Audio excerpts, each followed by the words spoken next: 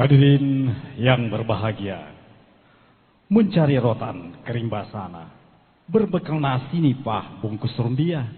Mari kita dengarkan dengan seksama orasi ilmiah Maha Guru kita, Bapak Profesor Dr. Haji Alaidin Koto MA.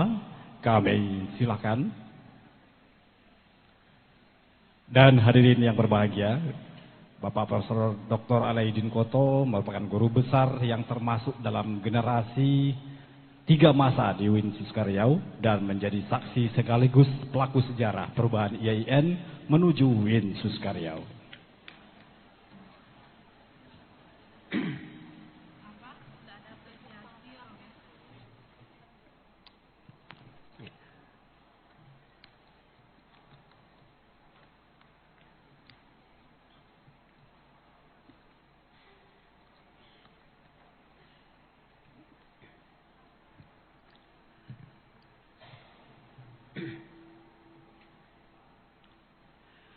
Bismillahirrahmanirrahim. Assalamualaikum warahmatullahi wabarakatuh. Alhamdulillah rabbil alamin. Wabihi nasta'in ala umur dunya waddin. Wassalatu wassalamu ala asyrafil anbiya'i wal mursalin Sayyidina Muhammadin wa ala alihi wa sahbihi ajma'in. Bapak Rektor, Bapak Ketua dan seluruh anggota Senat yang saya hormati, Ibu Bapak para wali, wisudawan, dan anak-anakku wisudawan yang hari ini adalah hari yang bersejarah untuk kalian semua. Dari UIN Suska kalian akan melangkah mau jadi apa setelah ini dan mau berbuat apa setelah ini. Yang menjawab itu adalah kalian sendiri. Adalah suatu penghormatan saya rasakan setelah pensiun masih dibawa untuk berdiri di mimbar ini.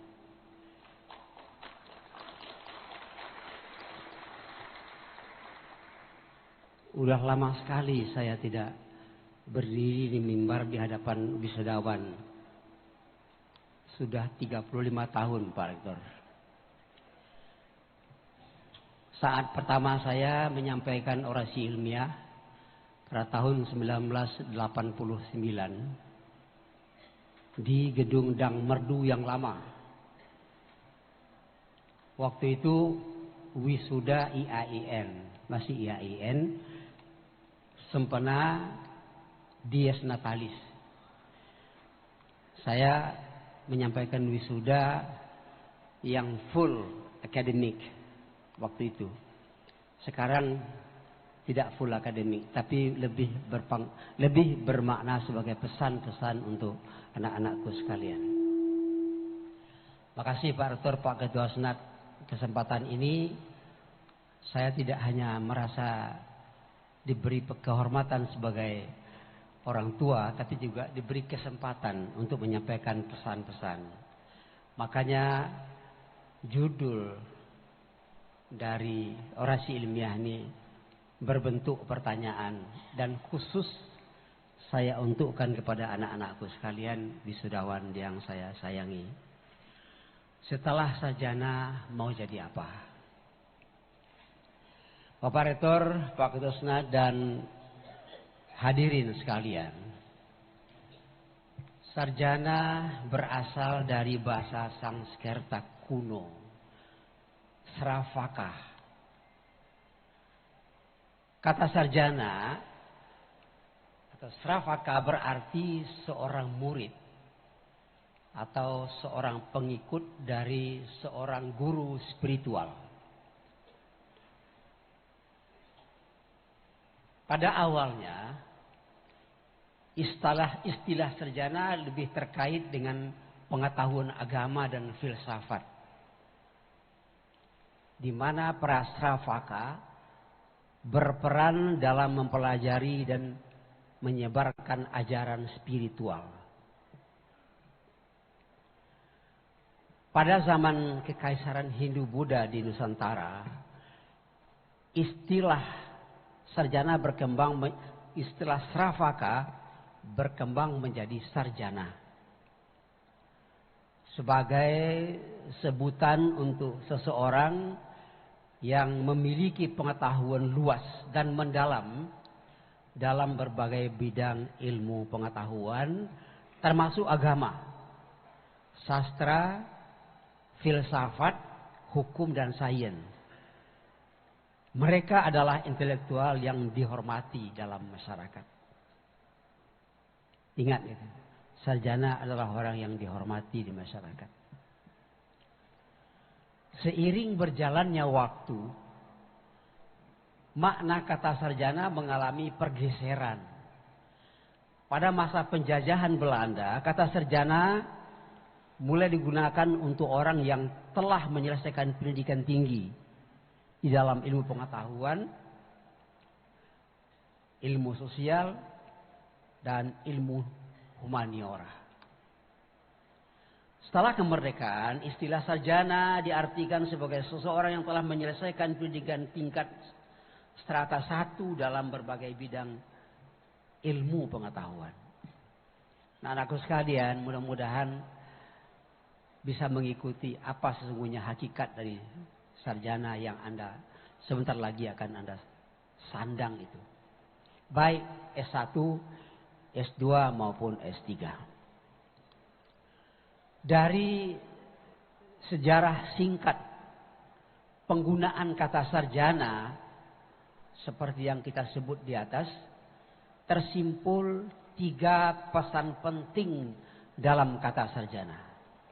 Bahwa pertama, seorang sarjana adalah orang yang pengetahuannya mendalam. Yang kedua, wawasannya luas. Dan yang ketiga, memiliki jiwa spiritual yang tinggi.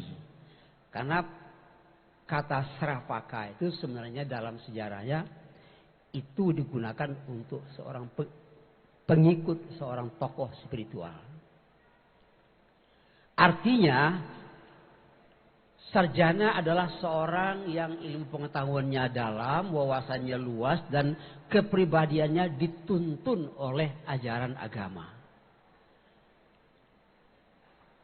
Lalu bagaimana dengan wisuda atau wisuda sarjana? Wisuda merupakan proses akhir dari rangkaian kegiatan akademik yang berfungsi sebagai tanda pengukuhan seseorang yang telah menyelesaikan studinya menjadi sarjana dari perguruan tinggi tempatnya menuntut ilmu pengetahuan.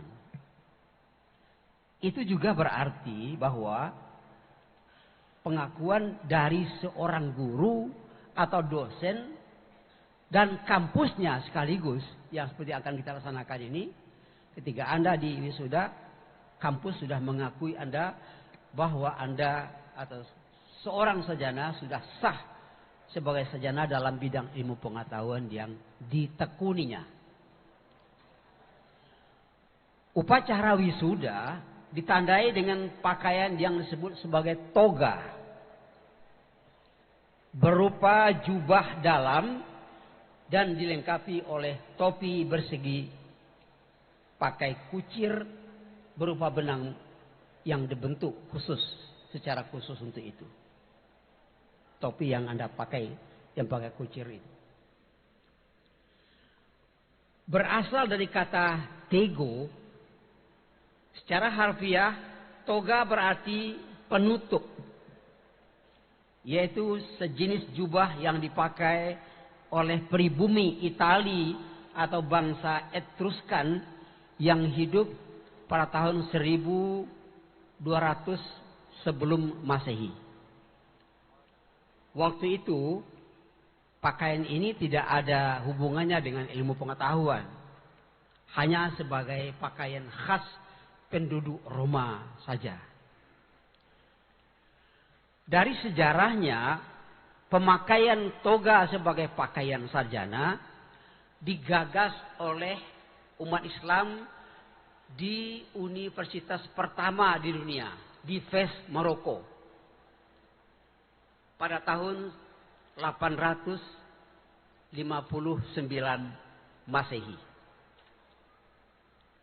Warna hitam pakaian itu melambangkan misteri ilmu pengetahuan yang disibak sarjana selama mengikuti perkuliahan di kampusnya.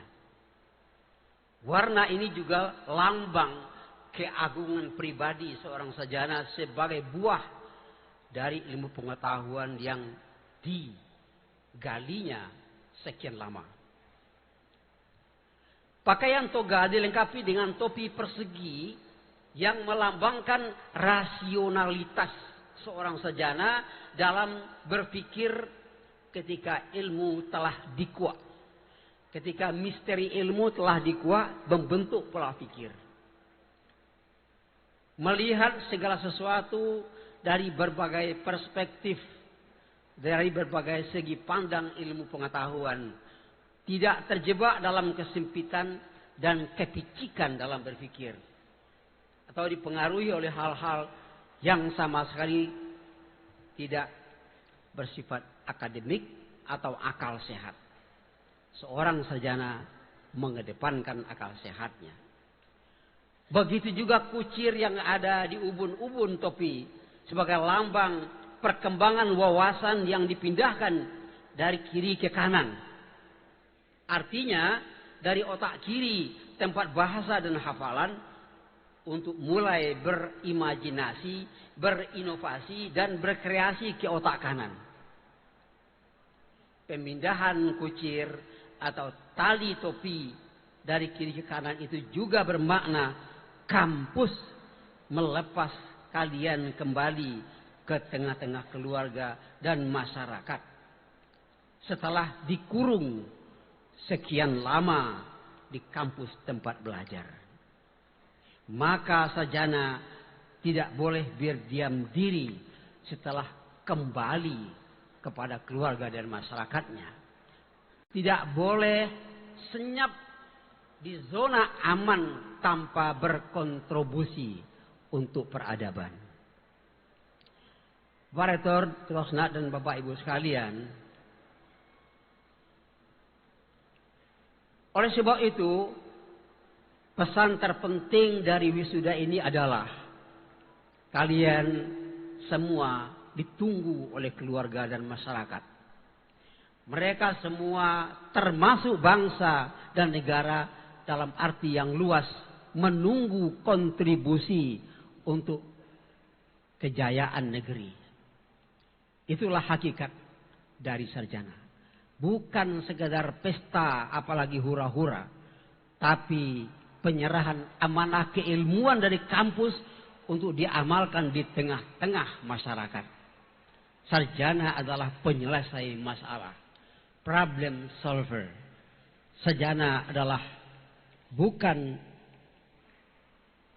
Sarjana adalah penyelesai masalah untuk dan di tengah masyarakatnya.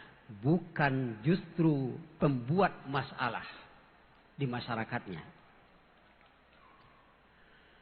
Hakikat dari amanah keilmuan adalah mengamalkan ilmu untuk kemaslahatan orang banyak.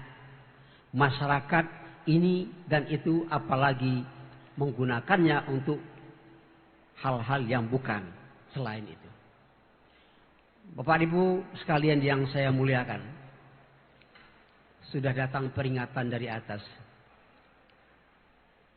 supaya dipersingkat. Pesan saya belum begitu sampai, tapi mohon izin agak ditambah sedikit saja. Orang tua kalau disuruh bicara payah berhentinya. Terakhir saya ingin sampaikan, ketika kalian sudah diwisuda jadi sarjana, maka kalian harus berbeda dari orang yang tidak sarjana, tidak berilmu. Dalam Al-Quran Allah mengatakan, La yastawil ladzina ya'lamun wal ladzina la ya'lamun.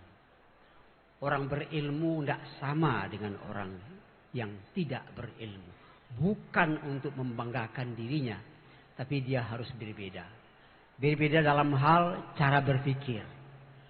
Berpikir sarjana dibimbing oleh akal sehatnya. Berpikir orang awam dibimbing oleh seleranya. Akal sehat mengingatkan seseorang akan tanggung jawab sebagai pemikul amanah. Selera mendorong seseorang berbuat untuk kepentingan sendiri. Yang kedua, sarjana berbeda bersikap ketika bersikap. Sarjana bersikap bijak. Perpaduan ilmu dan pengalaman melahirkan kearifan. Dan yang terakhir, etos ini yang paling penting. Pesan ini sangat ingin saya sampaikan berulang-ulang. Etos kerja seorang sarjana beda dari yang lain. Etos kerja seorang sarjana, apalagi seorang sarjana muslim, adalah etos kerja muslim. Saya kutip satu ayat yang mengatakan, wa qul ya'malu fasayarallah amalakum wa rasuluhu wal mu'minun wa saturadduna ila alimil ghaibi wasyahada fayunabbiukum bima kuntum ta'malun. Bekerja sajalah. Jangan pikirkan orang melihat atau tidak melihat. Jangan pikirkan orang menghargai atau tidak menghargai. Yakinlah kalau kamu sudah bekerja, diminta atau tidak diminta, orang pasti melihat. Kalau sudah ada orang melihat, pasti ada penilaian. Kalau ada penilaian, pasti orang akan ada reward and punishment-nya. Saya sampaikan satu pengalaman kesan yang tidak pernah habis-habis dalam pikiran saya sekarang. Ketika saya menghadiri Festival Istiqlal tahun 1990. Saya melihat ada satu lukisan. Bagus sekali lukisan itu. Ada seorang anak muda. Rupanya dia baru kelas 2 MAN. Saya tanya, ini lukisan siapa? Dia menjawab, lukisan saya, Pak.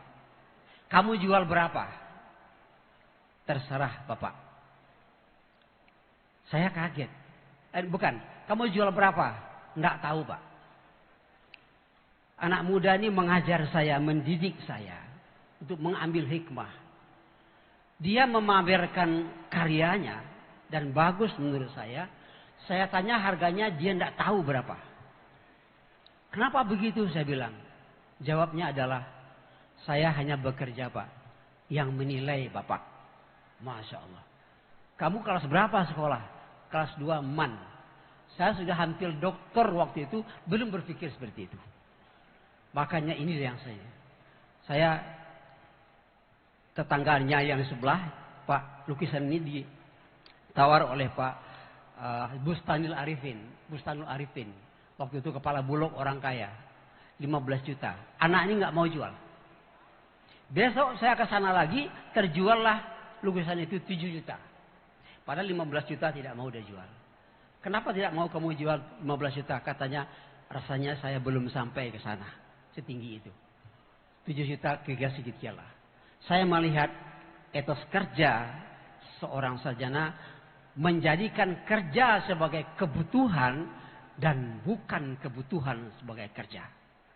Terakhir kali saya baca sebuah jurnal Reader's Digest tahun 1986, ada 2 penyakit besar bangsa Indonesia. Katanya tahun 1986 itu kalau bangsa Indonesia ini tidak menanggulangi ini, Indonesia akan kolap. Dan ini hampir-hampir saya lihat sekarang. Penyakit yang paling bahaya paling pertama itu disebut loose work ethics.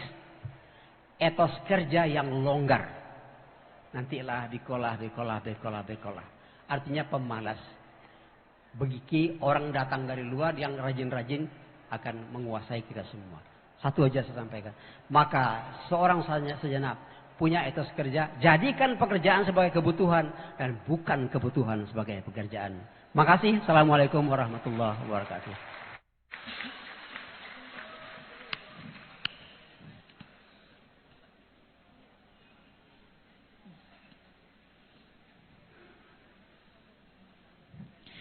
Bapak dan Ibu hadirin yang kami hormati, kita saksikan sejenak penayangan video pesan dan nasihat dari Profesor Dr. Haji Alaidin Koto MA melalui sebuah lagu tentang bagaimana seseorang akan semakin tawaduk ketika memiliki ilmu, bukan menjadi seseorang yang semakin tinggi hati.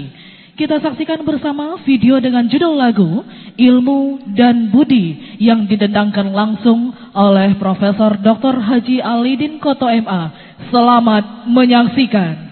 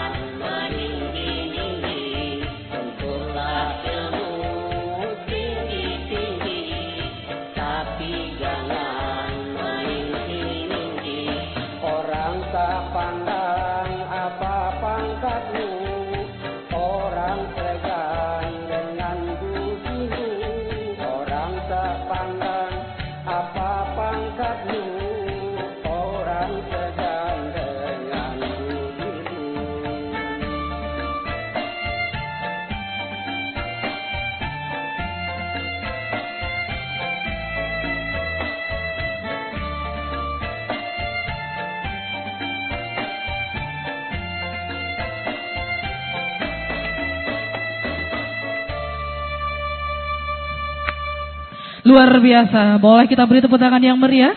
Semoga sehat selalu Prof dan semakin terus berkarya.